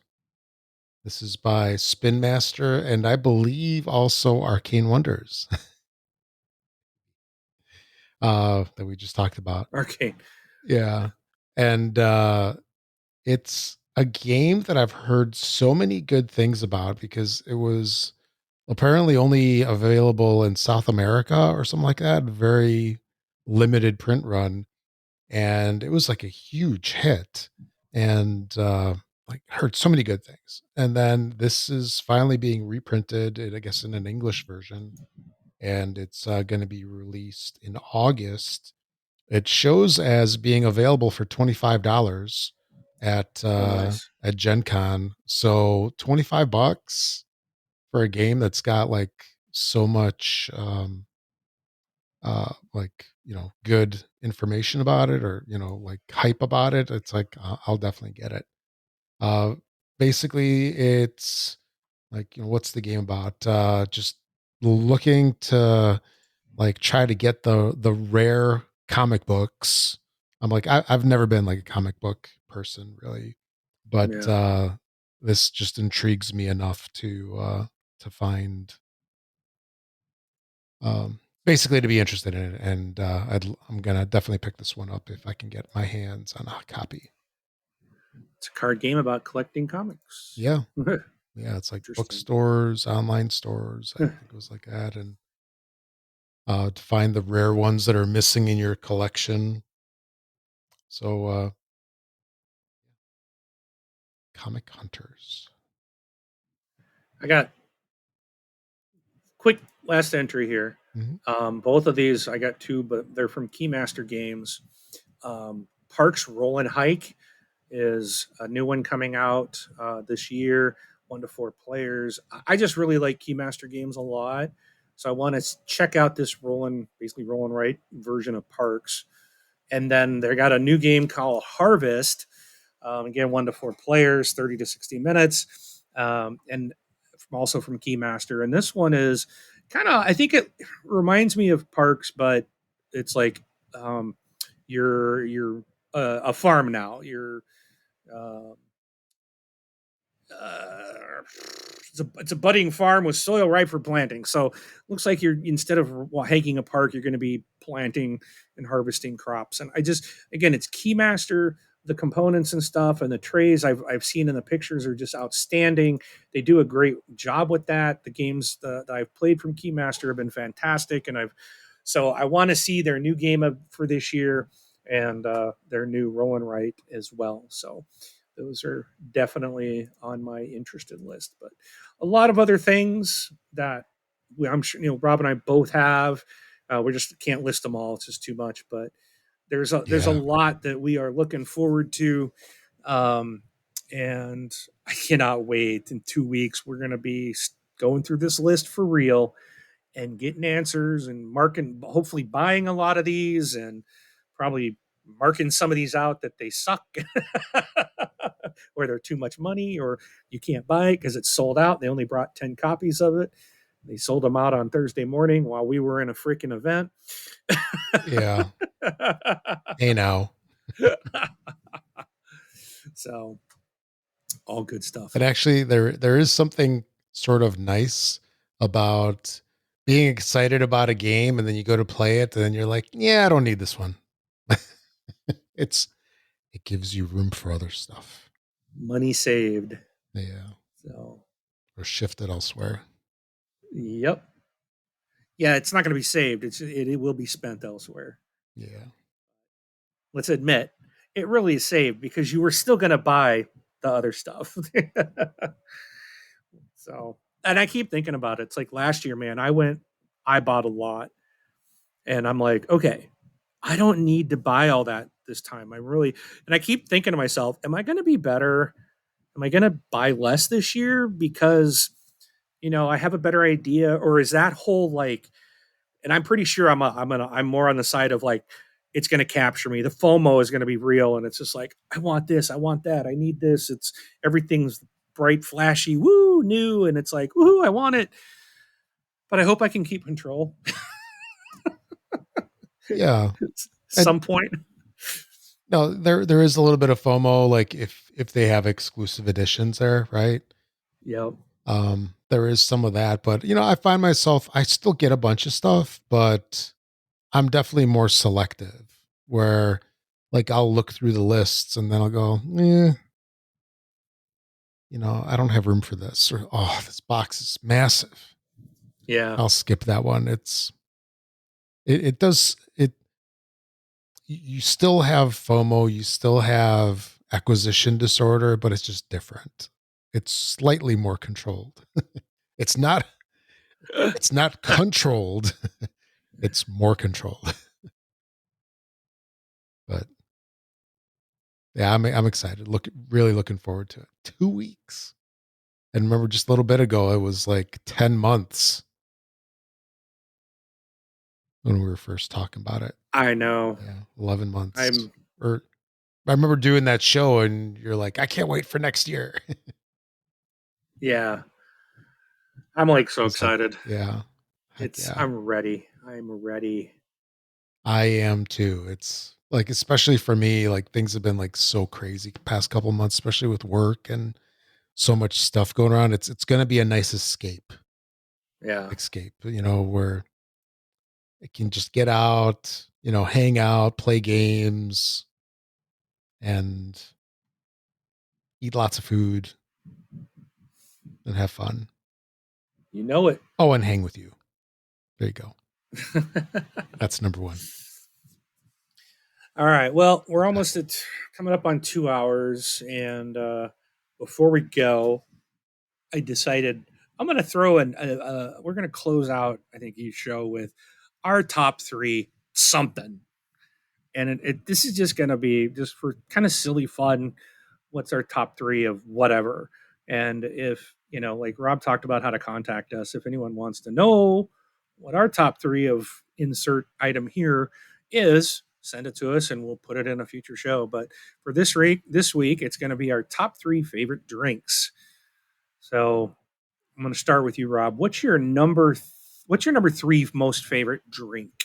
So this is a Chicago local thing for the most part. There's a restaurant chain called Bona, and they have this strawberry watermelon drink that's just so awesome. I love strawberry flavors and watermelon. It's a combination. It's not too sweet, and I get it almost every time I go over there. So I have it with my Italian beef, oddly enough. Can I say it goes great together? No, but they're so good on their own. So that's me. How about you? What's your number three? My number three, I like was introduced to it a long time ago at oh gee, what's the name of that place? Firehouse. No. Um the drive up place. I don't think they have them in Chicago. Um wow, I can't think of what it's called. But anyways, I it's was like a thinking. Okay, I was thinking Firehouse Subs, but no, this is a okay. drive up restaurant where you drive up your car, you hit the button, and Like they Sonic. bring you the food. Sonic, thank you. Okay. Thank you. Yeah, we had them Yeah, here. They're all Sonic. closed, Okay, I so think. cherry limeade from Sonic is like super freaking good. I really do like, and I don't even know what's in it. I just ordered cherry limeade. I don't. I know there's cherries and lime. I don't know what the drink is. Is it just Sprite or Seven Up or I have no clue. I just ordered cherry limeade. It's Mm-hmm. fantastic. So that's my That's number like three. so that's like your adult Shirley Temple because it's probably Yes. grenadine and Yeah. Sprite or something. 7 Up. All right, my number two is I did it as a combo because to me they're mostly equal. That's Coke or Pepsi Zero. Um, I really enjoy that Right. one, and it's my I'm gonna do it. I gotta interrupt you. You cannot have Coke slash Pepsi. They are not the yes, same. yes, You because cannot. They are not the same. and No it real I do this. cola connoisseur I'm not a cola will back connoisseur. you on that. It is either I do Coke not even or pretend. Pepsi. Okay, so whenever I go to restaurants, I'll get like if it's Taco Bell, it's usually Pepsi Zero. If it's one of the other restaurants, that has Coke products, it's usually Coke Zero. And what is it? Over at I think it's Wingstop. You can actually get your Coke Zero with a splash of peach in it, which is also interesting. I Anyway, wondered about, is that like from one of those well, maybe they do it, but like freestyle, those freestyle. freestyle machines. Yeah. Mm-hmm. So all these Diet Cokes and Zero Cokes and stuff, you add the flavoring, that's got to be putting sugar in the drink.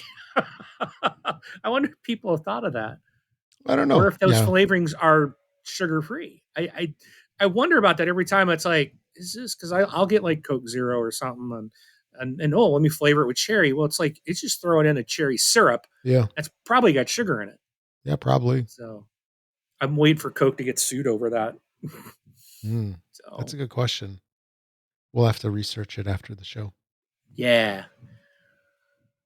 All Okay. How, right. how So about your number two? my number two used to be only available at Taco Bell, and it's that neon green Mountain Dew Baja Blast. And I don't remember when they did it, but for the last couple of summers, um, they now sell it in the stores. And every summer, man, as soon as I see it hit the store, something, I will buy cases of that stuff and put it on our shelves so that we have it. My whole family loves the Baja Blast. Now, I like regular Mountain Dew, and I think regular Mountain Dew is the best Mountain Dew until Baja Blast came out. And it's interesting that that thing has been around for like 20 years, but for like the first 15 or something, like I don't remember how Yeah. long, but it was only available at Taco Bell. And Mm-hmm. then at some point they started doing it like it's, only in the summer in the stores, but now it's like everywhere. Like you can find it, but only in the summertime. They really release the Baja Blast, and if you like, they do make a Baja Blast Zero. So, Yep. Rob, if I don't know if you've had a chance to try that one, I don't do the zero on this. I want I want the whole enchilada, baby. Yeah. No, they have zero at Taco Bell. I should They have try it regular. sometime and just see how, because I drink Coke Zero all the time, Yeah. and I should try it.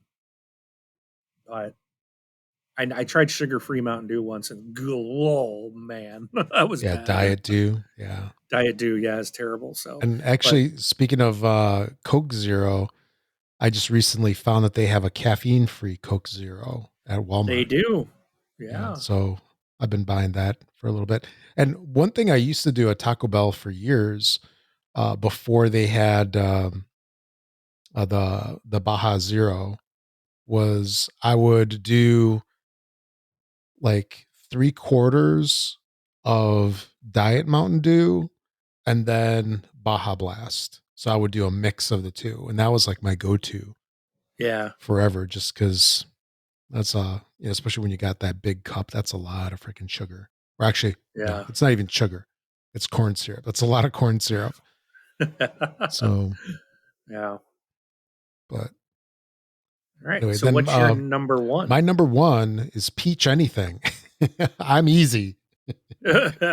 It's especially good when you mix it in the freestyle machine with the Coke Zero, or I will actually get Mellow Yellow mixed with peach. But the thing is, I'll fill up the cup. Like, so if I do my Coke Zero, I'll fill up the cup probably all maybe like to an inch and a half of the top.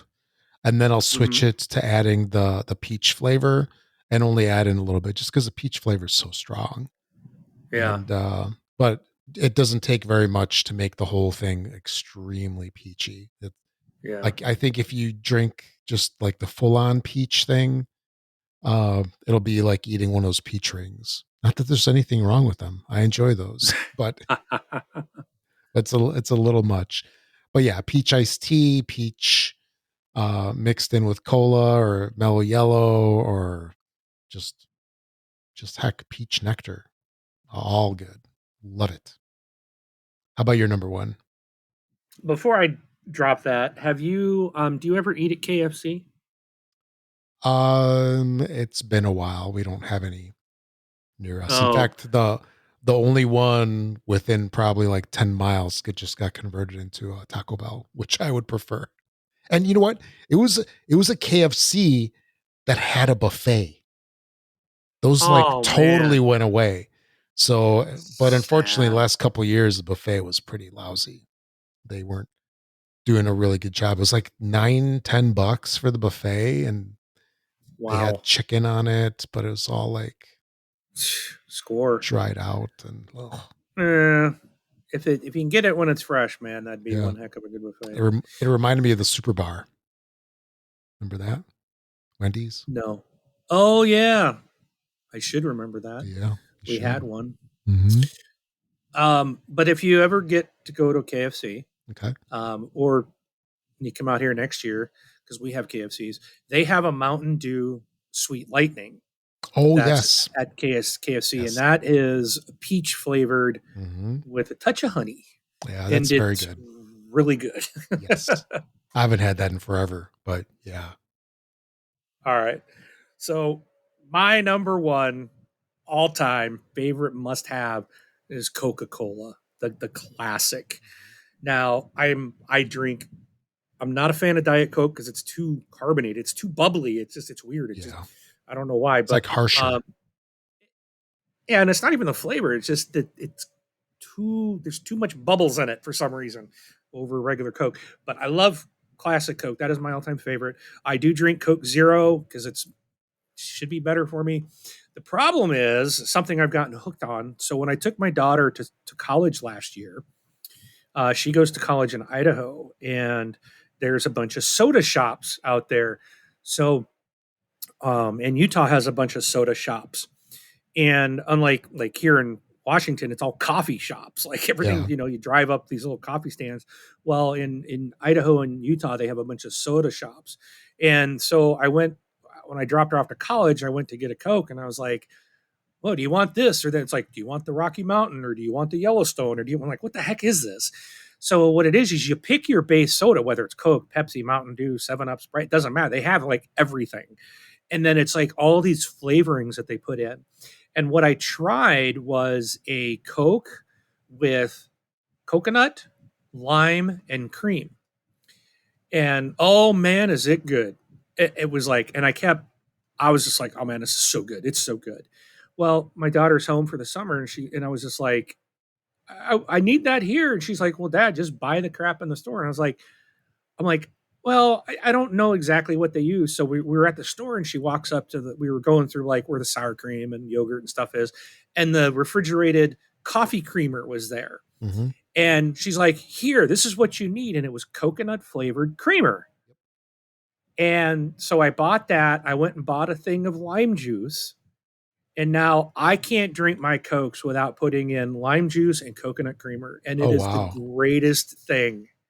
It doesn't take much. You do, and so like even with like a couldn't I mentioned this earlier about having sugar. I'm sure the lime juice has some sugar, and the coconut creamer sure as heck probably does. But you don't have to use much. It's just a little bit of lime juice and a little bit of creamer.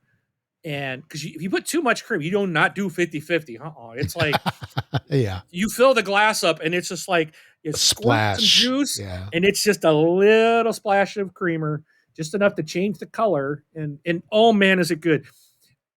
And yes, now my daughter drinks it. She'll like, Dad, can I have some of your creamer? I was like, yeah, go for it.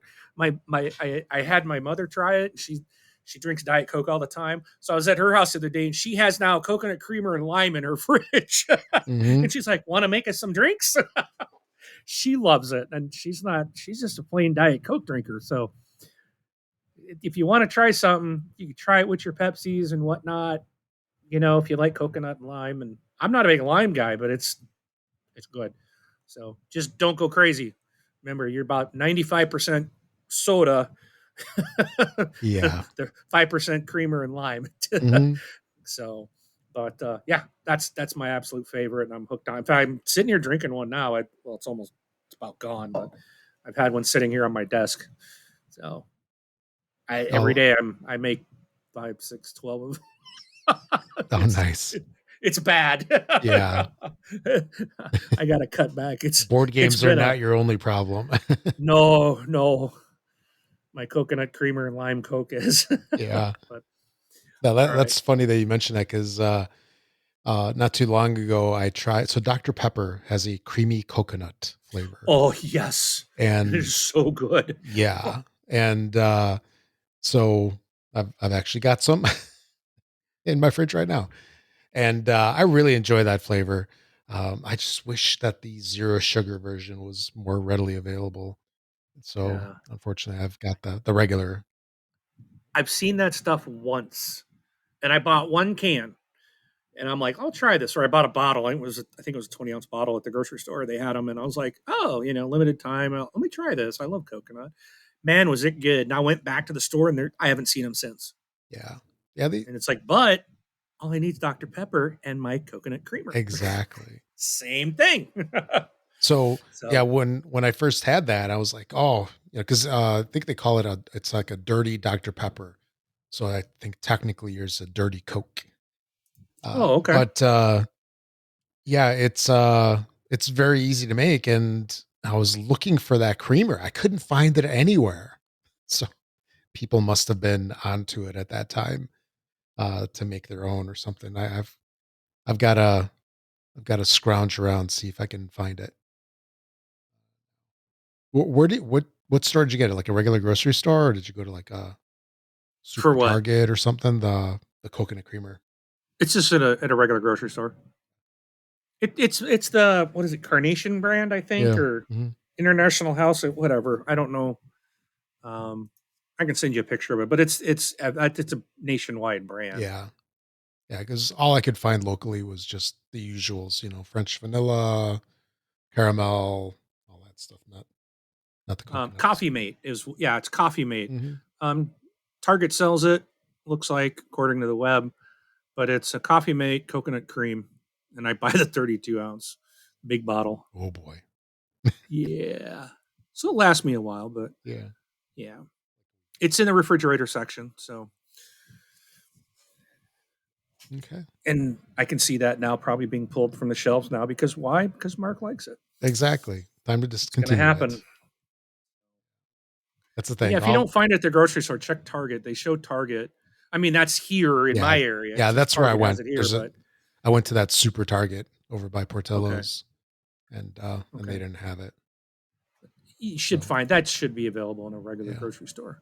So yeah, I looked it up. It is a dirty Diet Coke or dirty Coke. Hmm. The difference is it says the dirty Coke said coconut syrup and a lime. So this Yeah, adds cream.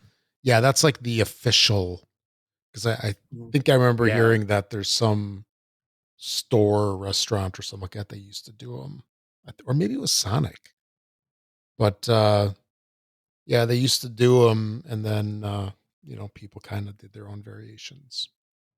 But yeah, with that Dr. Pepper, it's really nice because it does have that creamy taste, but it's not Yeah. like creamy. So Right. they somehow did that. Kudos to them and their chemical engineering, Yeah. food science. So, All right. all right. So I think that's it for episode 76. Our episode 77, I think we're going to have the week after Gen Con. Is that what we said? Yeah, so Tuesday, August 6th, we'll record. So it'll probably be out on the 7th because I'm sure it's going to be a long one. So it'll Yeah. probably be late and we'll probably get it out the morning of the 7th or sometime on the 7th. But so that'll be our next episode. Cool. We can So, sounds good. look back at this list and what we should do is just say, hey, we should comment on these things. Did we see these? What did we think? And then talk about other stuff. So maybe we won't do the what we played because we're going to have too big of a list. Or break it up across a couple of shows or something. Who Yeah, knows?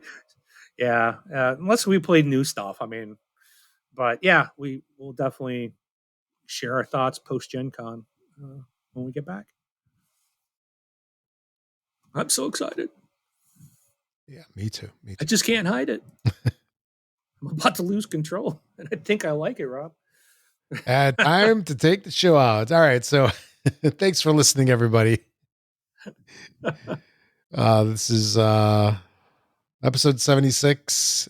Catch you all in 3 weeks, 2 weeks, 3 weeks, something like that. All right. And I'm Mark. We'll see you at the table.